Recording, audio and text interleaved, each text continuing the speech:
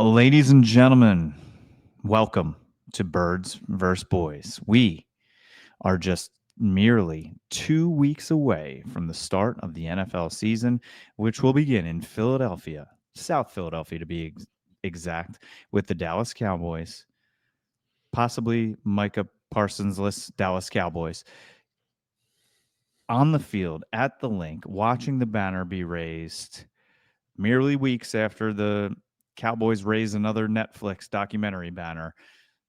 The Eagles will be raising the Super Bowl banner in the faces of Jerry Jones and Stephen Jones.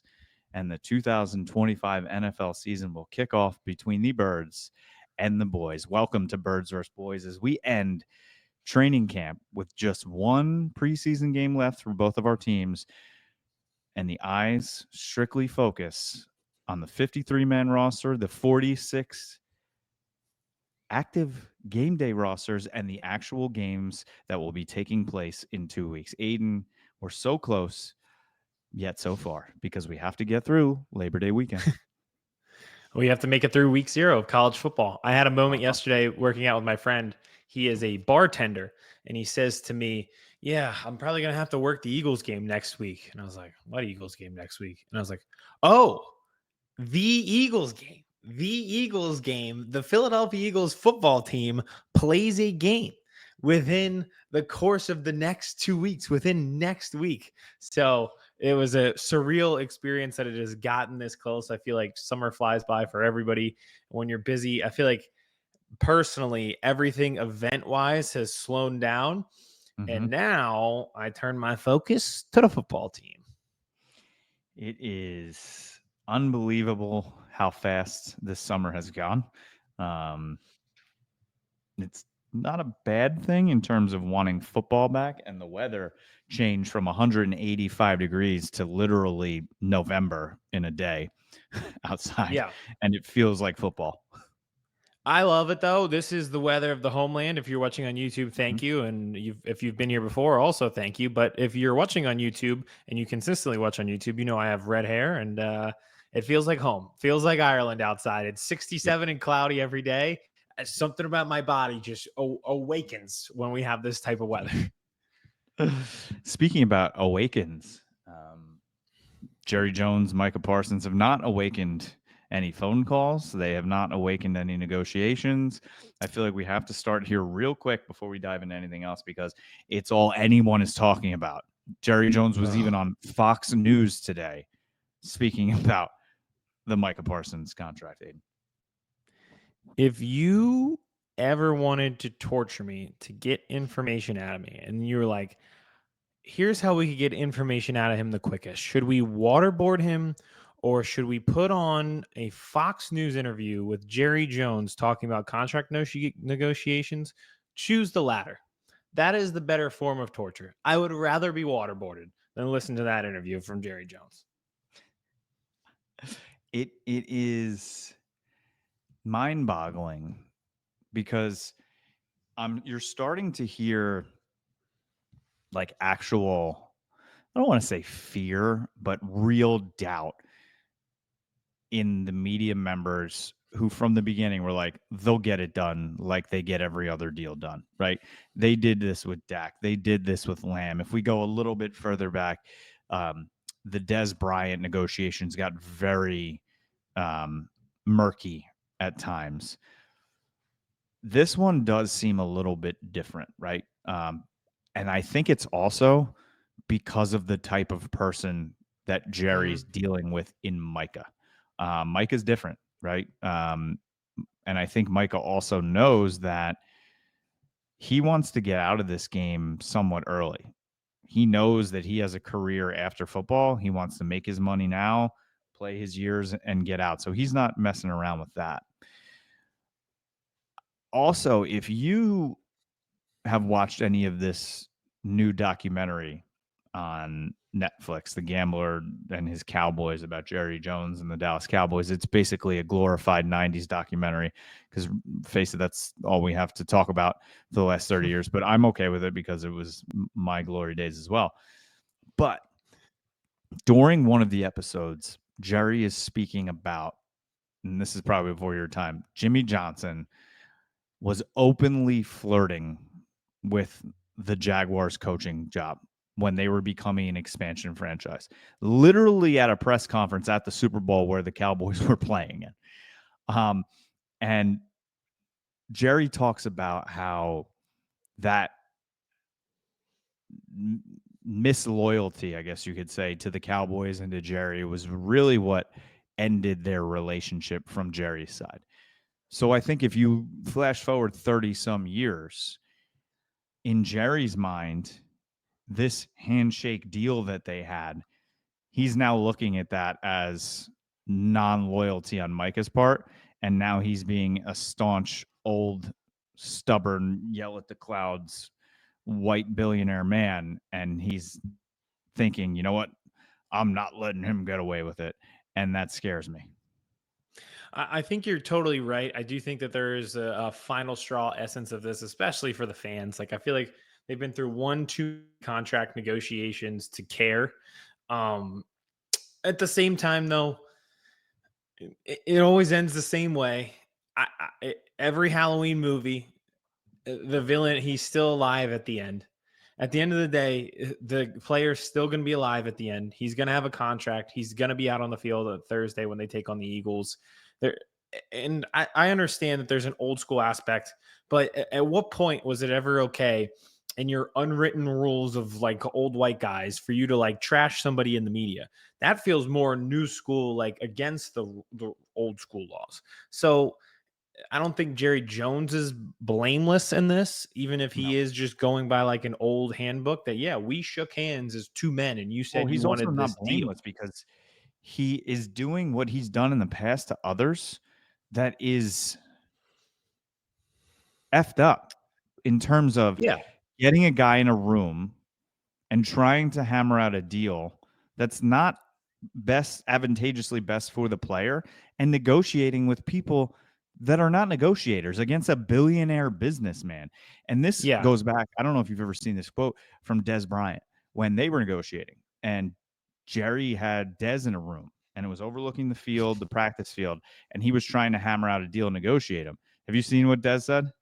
No, but I Dez I goes, have a "Look good down at the quote. field, Jerry." He's like, "Yeah." He goes, "You think you could lock me up one-on-one down there on the field?" And Jerry's like, "No, you'd kill me, literally."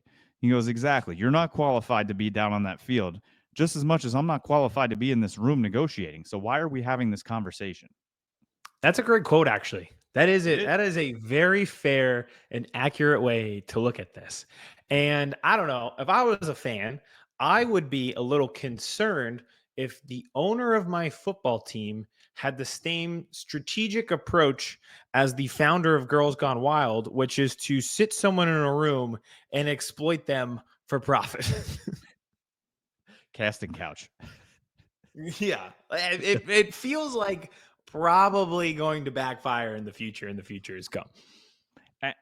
And now, like, the Cowboys have openly said to the media that they're not going to answer the phone from David Mulugeta. How do you even negotiate? Like, what? Enough. Okay. They're talking out of both sides of their ass because one second Jerry's talking about how last year was unacceptable. They have to have more wins. But yet you won't even take a phone call from your best player's agent to get Yeah, better. that's the thing. It's like, okay, this is where I always get with the Cowboys that makes me frustrated that we have these conversations. Mike Tagg, our guy, brought this up, and to kind of combine it with the Eagles things. The Eagles traded for John Metchie. They're like, we need wide receiver depth. We'll try something. Cowboys don't try anything. They don't try to improve. They don't spend money to get better. They don't make these between the margins trades for 5th-round picks in camp to see if they can bolster a position. Like, they don't try. And they And don't it's get like, things done early on. no, like they're not proactive. That's why we end up in these drama-filled situations. And Jerry Jones could like that as much as he wants because it puts them in the headlines and they have a documentary and they're on all these shows. You're ruining the on-field product. Like, you're not improving it in the big picture or in the little picture. You know what else? And this will be the last thing I'm going to say about this because we have actual football to talk about. Football, baby. The other thing that I believe is scaring. Maybe it's scaring Stephen Jones more because he seems like the type of person that I think they are realizing they got owned in the Ezekiel Elliott contract deal, and they reset the running back market, and they capped it, and it hasn't touched there since. I think they also realized they got schooled in the Dak Prescott negotiations, and they reset the quarterback market at $60 million. And usually, what happens at quarterback market? It gets toppled. No one has touched the 60 million mark since Dak, Crazy. and big time quarterbacks have signed. So I feel like they reset that market and they got screwed. And they're afraid to do it again at pass rusher. And they're afraid that Micah is going to want way more than what Myles Garrett and TJ wants. And they're afraid they're going to do it again and get screwed, and no one's going to touch it again. And that's why they're kind of being leery and backing off. Truly, this would be the one time that if you reset the market, I don't think people would blink an eye, because TJ Watt and Myles Garrett are what, 30? Micah Parsons is 25, ascending into his prime, still on his first contract. If you reset the market now, I don't think anybody would be mad at you. Nope. This would be the one time where you could reset it and everyone would be like, yeah, that's a lot of money, but man, did the Cowboys walk away with a good deal on that one. Literally, you could throw out a number that is the highest number, and people would be like, yeah, the Cowboys got a great deal. Their defense goes from the number 1 to number 2 ranked defense in the league from when he was on the field to 30th to 31st when he's off the field. That's all the negotiations you need. I would love to be, when we play on September 4th, I would love to be playing the 30th ranked defense. I'll tell you that much. All right, let's get into that a little bit. He's talking about. Huh? Say that again. No, you go. Remember in Longest Yard when he's talking to Adam Sandler and how he would schedule a Cupcake King at the beginning of the season? Like, we play Appalachian State to start the season every year. That, without Micah, that's how I want to be. I want a little cupcake gimme to start the year, or then we go on the road to Kansas City the next week. Well, speaking of the beginning of the year, there's question marks for both teams right now. Obviously, the drama, as always, with the Cowboys. The injury front on the Eagles side, right? Mukuba, who's been looking really good. Landon Dickerson, we'll see. So there are some question marks for the defending Super Bowl champs heading into week 1. Yeah, and last week I told you, my old place, potholes everywhere, hit the pothole every day. There's nothing any of us could do about it. We just hit the pothole. That's corner. That's safety. They filled the pothole. They did fill one of the potholes. For a week, they did fill the pothole. And at my old place, there was a pothole. They filled it. And it was nice and smooth to drive over for about a week. Then it caved in again. Then it caved right back in. We were right back to driving through a moon crater. Andrew Mukuba looked like he could be a starting safety, was making plays in a game, albeit a preseason game. We thought, okay, we have our starting safety. We like him. He is young and ascending. Well, he hurts his hamstring. We'll see where he's at. But I'm assuming now, with the game this close and a hamstring injury to deal with, you probably don't want to put a young guy who has not a lot of experience on the field week 1 against Dak Prescott, against George Pickens, against CeeDee Lamb, against all these guys. So that dream for the time being has been paused. Do you think in the long run it could be a positive for Mukuba? Like, you're not just being thrown in there with these high expectations. Week 1, banner night. Let the guy get a little bit more feet under him. Maybe start a game against, I don't even know, one of those cupcake games you just spoke of. Yeah, think about our early schedule. What team were you going to go with that it would be fun for him to make his debut? Mahomes, sit out week 1 and get ready for week 2 against Mahomes in Kansas City. And then if you're not feeling great, why don't you go next week against Matthew Stafford? To answer your question seriously, there is a benefit to it where you can kind of study the process and learn. Just look back to last year. Cooper DeJean did not start right away. He had a training camp injury. Bye week coming out of week 5, he starts. Jalix Hunt did not start in that normal rotation during the season as they consistently, gradually moved away from Bryce Huff. Jalix Hunt got more snaps. So those young guys did seem to watch, learn, play in that order. So there is a benefit to Andrew Mukuba starting slow, Sidney Brown starting, and then if you hit week 4 and you're 2-2, saying, you know what, let's try this kid instead. Yep. And I think the Eagles defense will be somewhat okay, depending on who. Maybe Adoree Jackson plays CB2 too, and Sidney Brown knows but besides the playoffs, what is Dak Prescott's biggest kryptonite? Like team or during his career, just overall? And interceptions. Vic Fangio. Oh, if you go back to every game that he has played against Vic Fangio as the defensive coordinator, he did not play against him once last year as the Eagles defensive coordinator because he was hurt. True. That's why we're playing week 1. Vic Fangio literally created almost the shell defense against Dak Prescott that everybody else replicated when he was in Denver.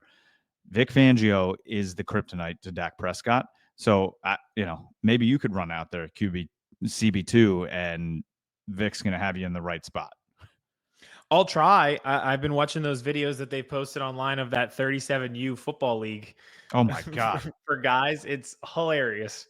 It's everything you'd expect. Wearing the Saints jerseys with the Ravens pants. Yes. It's a bunch of people like that. They're giving pregame speeches like they're Ray Lewis. Yep. It's awesome. And then they always end up injured.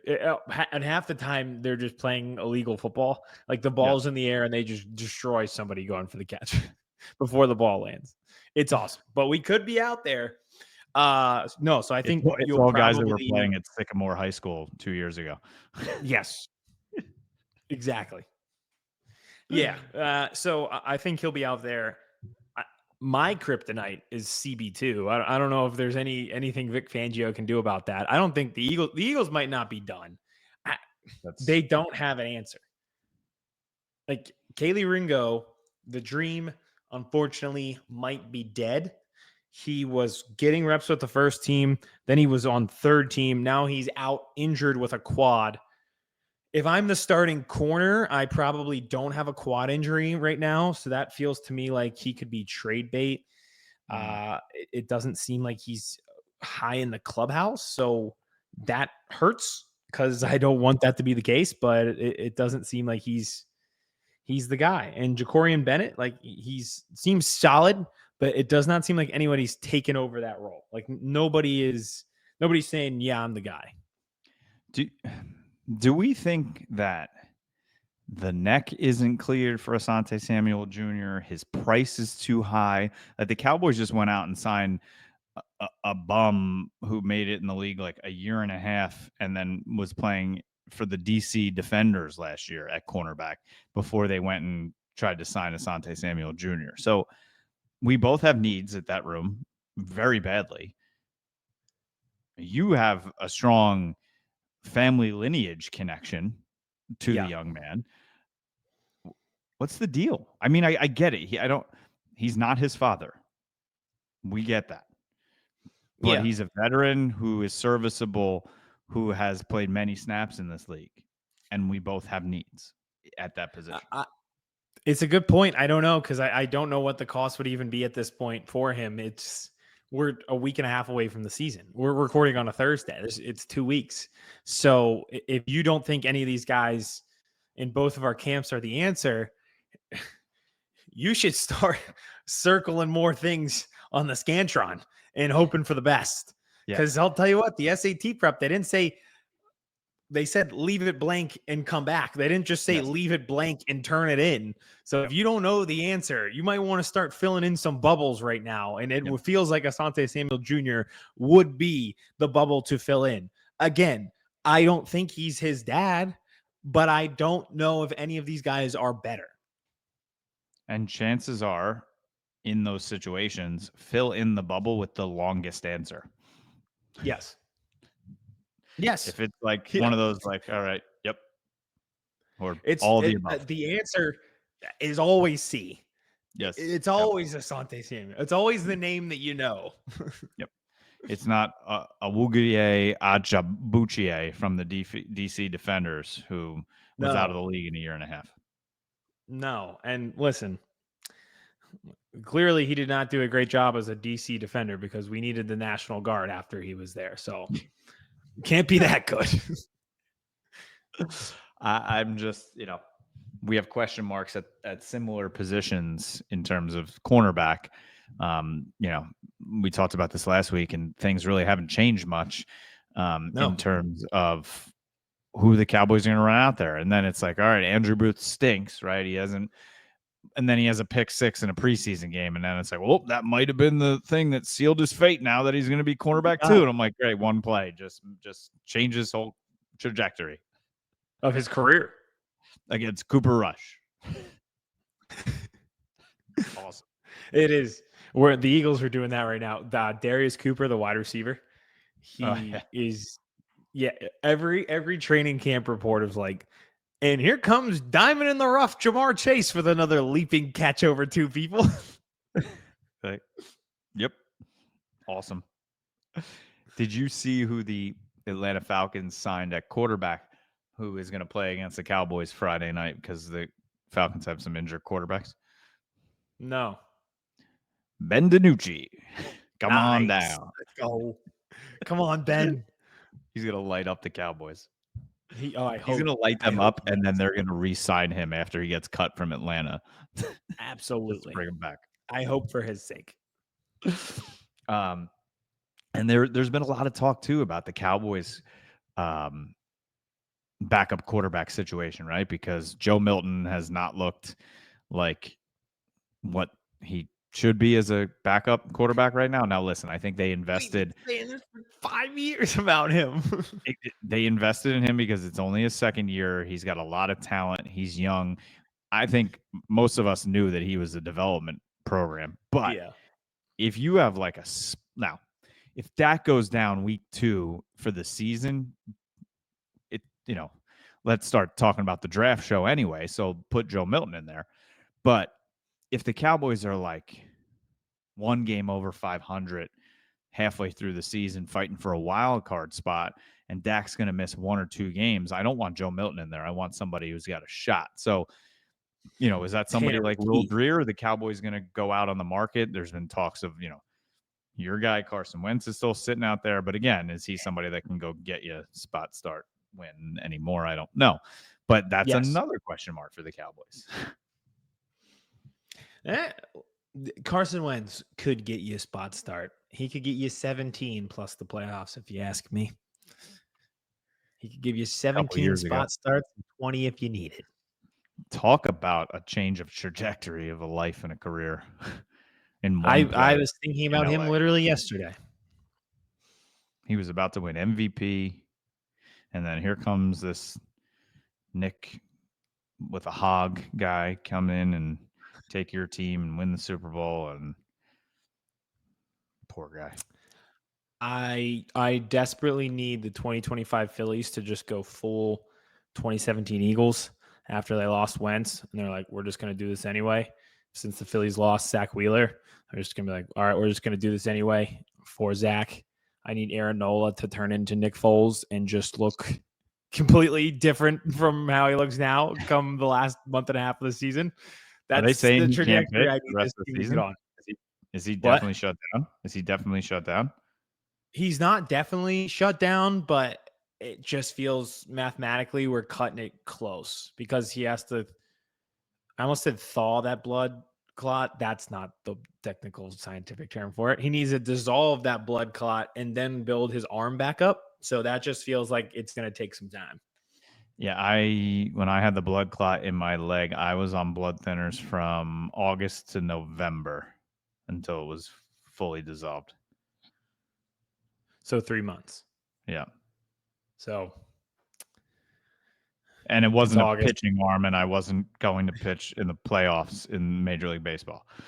Yeah, but we were getting 10,000 steps a day. Amen. Amen. And that's why you switched to espresso from pre-workout. Exactly. All right. I got 2 more Eagles things for you. One is normal Eagles stuff. 2 is an Eagles thing I never thought that we would be talking about. First and foremost, I think after the news today that Johnny Wilson hurt his knee and is done for the season, our wide receiver battle is complete. Mm. Devonta Smith, AJ Brown, Jahan Dotson, John Metchie, and Darius Cooper, thank you for coming out. You have won our award for our wide receiver crew for the season. Thank you all for playing. In the case of AJ Brown and Devonta Smith, thanks for not playing and staying healthy. It's over. So they keep 5? They keep 5, and it is those 5. And hey, not bad depth at that position. I don't hate that. No. And just picking up Metchie for basically nothing and pair him back up with his old Alabama counterpart, it's another one of those, why not?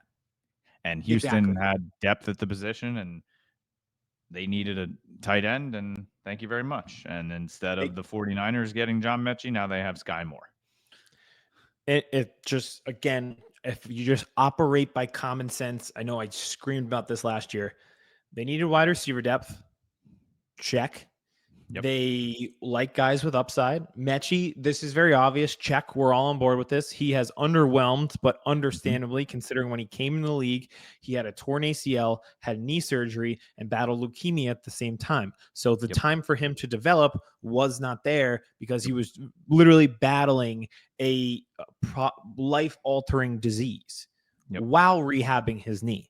So now you're getting to the point, hopefully he can develop into the receiver that you might think that he is. But even if he's your wide receiver 3, you feel good. So there's the check right there. And then 3, they did not give up a lot of value to get to him. They gave up a tight end because the Texans needed a tight end. We needed wide receiver depth. We exchanged picks. We didn't lose any of our picks. We didn't give up anything for next year. We still have 13 picks. We got a war chest of draft picks if you need to go out and get a corner. So check, check, check on the common sense board. It made perfect sense, and it started the domino receiver trades falling for the rest of the league, too. It did. I was with my friend yesterday at his Apple Watch just going, trade. Every 15 minutes. It was every crazy. Time I'm like, oh, Cowboys, nope. No, I see like D tackles being traded from the Vikings. I'm like, oh, we could use it. Nope. Okay. Oh, not us. It's funny because the Eagles offense has just been the same forever. And even but when he says trade, I'm like, who'd we get? We know. We got the same 11. It's not changing. Is Dickerson going to be there week 1? I don't think so. No. I'll say yes. That was a quick change. It was a change. I did some math in my head. I'm optimistic. Okay. But here's why I paused to begin with. He had knee surgeries before, and I didn't know if they'd be extra cautious with him. I know, like, maybe if this was his first knee thing and he had this like procedure to fix his meniscus, maybe they say, oh, well, he's good. But maybe they're like, oh, well, we don't want to mess up his knee further since he's done both ACL repairs before and now has his next procedure. So I don't know. That's why I had pause to begin with, but I'm still sticking with yes. Yeah, I think it's going to be one of those right up to game time type things. I agree. We're going to be talking about this. We're going to be doing shows Monday, Wednesday, Tuesday, leading up to the game, and every day we're like, Landon Dickerson, is he going to play? Is he not? Or it's going to be all week. Yep. All right, what's your other one that you thought you'd never talk about? Last Eagles thing today. You know, in school, when you do the project that's 60% of your grade and it's due at the end of the semester, and right near the end of the semester, you're like, dang, time has come. I got to get this done or I'm going to fail. Yep. The funding for SEPTA. We are quite literally at the end of the road. We don't have the funding for this, which means we're going to lose express trains. We're going to lose trains overall. We're losing express trains on game day. So instead of 10, we're getting 4. So we're cutting that less than half. If you think about it, it's a 65,000 plus seat stadium. If you've ever been there, you've probably sat in traffic for a 45,000 seat baseball game. Add 20,000 to that. They usually can handle 16,000 people on the subways for a game day. They can now only handle 4,000. Add another 5,000 to 10,000 people that aren't even going into the game. Add another Xfinity, just going to tailgate. That's stateside live to you. Sorry, stateside live. Stateside live. You're right. Add 5 to 10 This is going to be the biggest tailgate of the year. It's one of the biggest home games we've had in quite some time. They usually handle 16,000 people. They can now only handle 4,000. Do quick math on that. That's an extra 12,000 people unaccounted for. And we didn't have the parking logistics to begin with. Now add 12,000 people to it. It is going to be a disaster. And the project is due. It's 2 weeks from now. We don't have this figured out. Can Jeffrey Lurie just give some money? Like a donation? Kevin, I thought about this. I was like, what if I don't understand the logistics of it, but couldn't the Eagles just be like, trains are on us? Yeah. Here's 3 more express trains. Trains are on us today. Yeah, and name them after the Eagles. Eagles Express. The Lurie Express. Yeah, you're on the Devonta line. Here comes the Jalen line. I thought about this. I was like, if our government's not going to get it done, the Eagles always get it done for me. Like, it'd be very smart, or just have just free Eagle Ubers all around the city, dropping people off. Yeah, wouldn't it make sense just privatize? That's the other thing. If an Uber was $65 from the stadium before, and now there's no public transportation, what do you think the cost of that Uber is going to be to get there and back? Exactly. Now you're looking at $100 pricing. So that sucks. But I did think about that. I was like, could you just privatize SEPTA for a day and the Eagles take it over and just make their own Eagles Express and pay for the trains on Sundays? I don't know the laws of that, but do we even have laws? Full time, Lurie, just take it over. Yeah.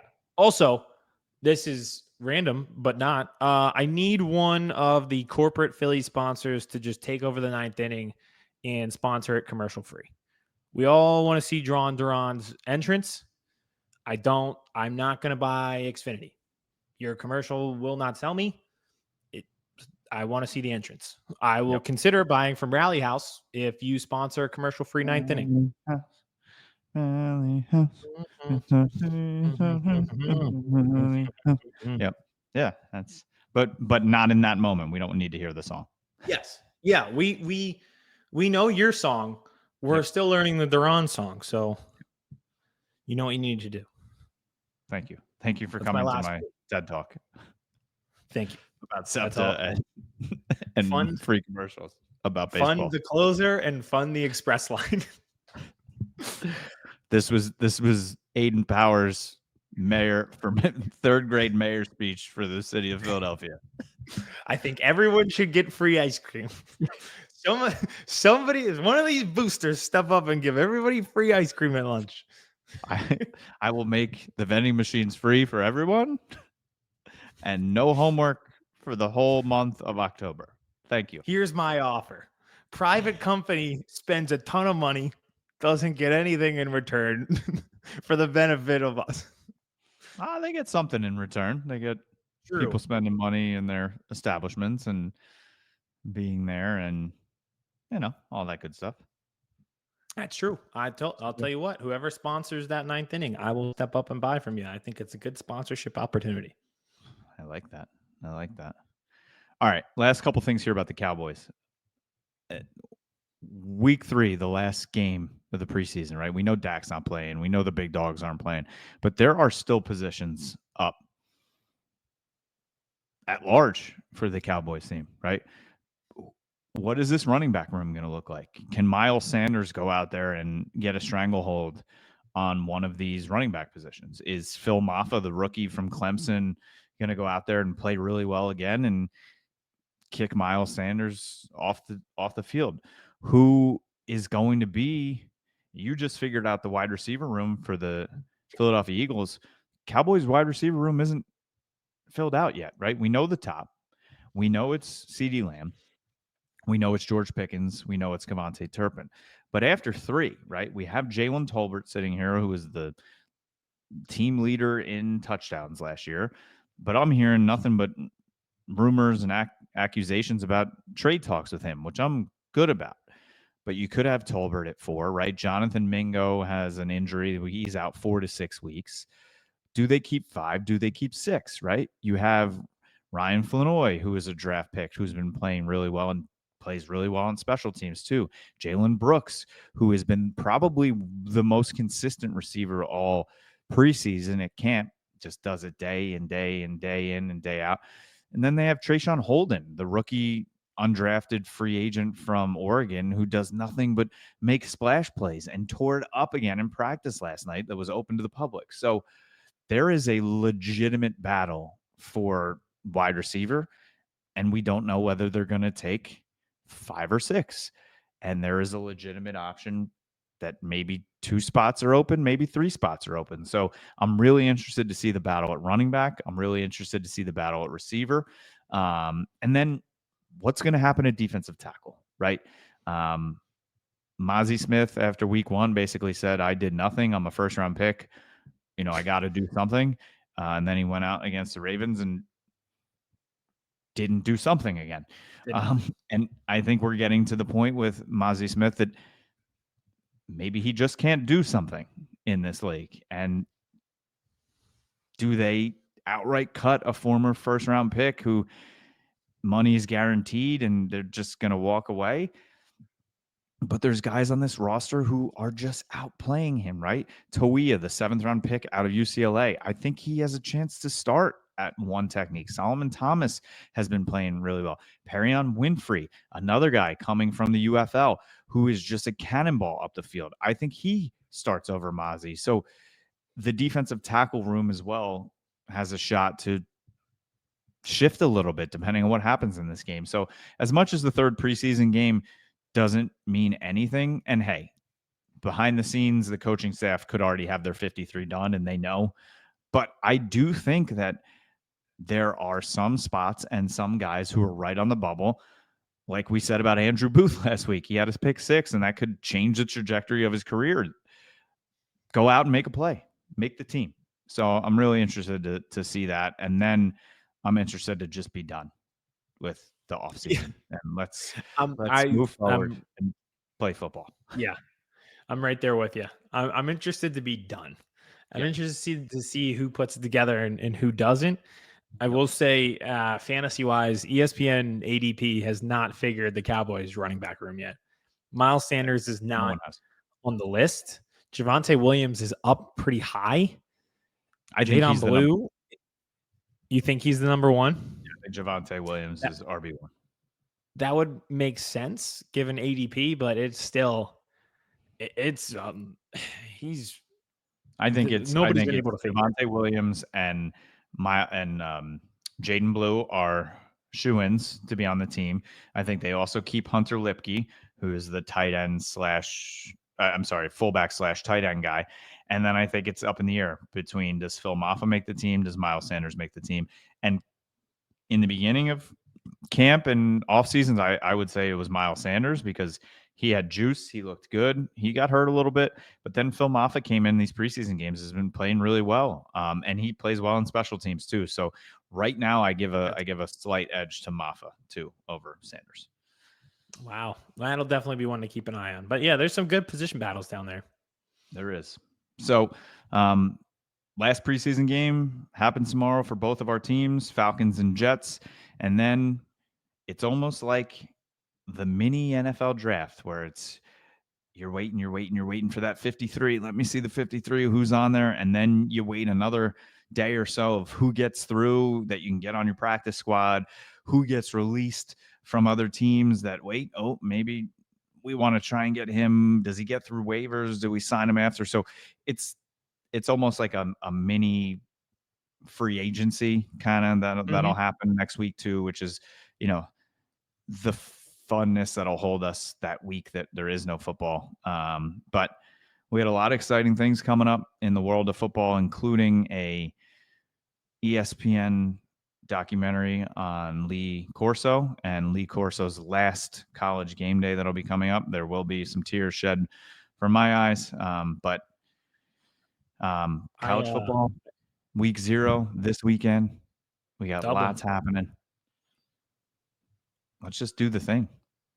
Let's do the thing. Dublin, Iowa State. Can't wait. Didn't know there was a documentary on Lee. I can't wait. Yeah, Coach I just Corso. saw it. ESPN posted something that I think they put. Hold on a second. What's his line?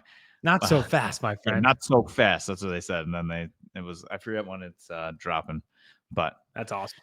Yeah, it's going to be fun. So thank you for watching. Thank you for listening. If it's your first time here, as always, we appreciate it. Make sure you smash that subscribe button, like, and comment below. Anywhere you listen to podcasts, we are here. Birds vs. Boys Pod. And then anywhere on social media, TikTok, Instagram, and Twitter, Birds vs. Boys Pod. Been talking behind the scenes of some really good guests that we're going to be getting on. I haven't even told Aiden about a couple of them. But we're going to be guest heavy this season. We're going to be going in multiple episodes per week, reaction shows, preview shows. And we need to get on RJ and Brandon Lee Gouton to do from our earliest prediction show to our closest prediction show for the Cowboys and the Eagles to start off the NFL season in just 2 weeks. Enjoy the last few weeks of summer. Enjoy the beautiful weather outside and stay away from the hurricane, everybody. Chris Hansen here, and I'm going to need you all to take a seat right over there and check out Birds vs. Boys. I think you're completely right here, and I hate it. Yep. Hey, idiots. Stop doing dumb things. I got 2 phones. Upside alert. Upside alert. I might go insane. I think you're already there. There's no hope. Hope is gone. If this was an AFC North podcast, we'd be done in 15 minutes. Bob Hope. I'm going to drink bleach. That is? Be the team you promised me you were going to be this year! This is the Consciously Hopeful podcast. I'll be watching.